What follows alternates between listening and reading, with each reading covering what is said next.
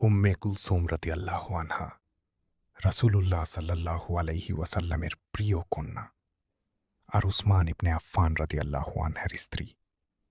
যে রাতে তিনি ইন্তেকাল করলেন, সেই রাতে ঘটনাক্রমে উসমান রাদিয়াল্লাহু আনহু তার দাসীর সাথে রাত্রি যাপন করেছিলেন।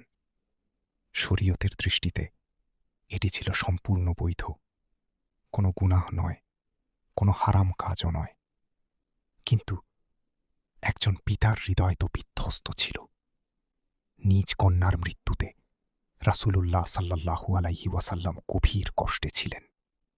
পরদিন দাফনের সময় রাসূলুল্লাহ সাল্লাল্লাহু আলাইহি ওয়াসাল্লাম কবরের পাশে দাঁড়িয়ে বললেন, আজ রাতে যে তার স্ত্রীর কাছে যায়নি, শুধুমাত্র সেই যেন কবরে নামে।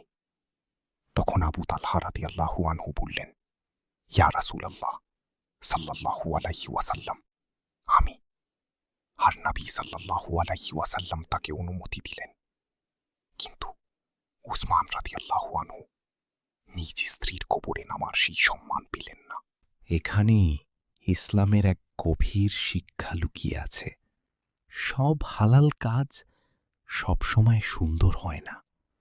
কখনো কখনো একটি বৈধ কাজও কাউকে গভীরভাবে আঘাত দিতে পারে।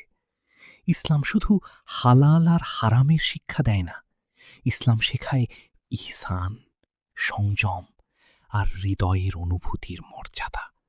কারণ লা দারারা ওয়ালা দিরার, নিজে ক্ষতি করবে না, অন্যকেও কষ্ট দেবে না।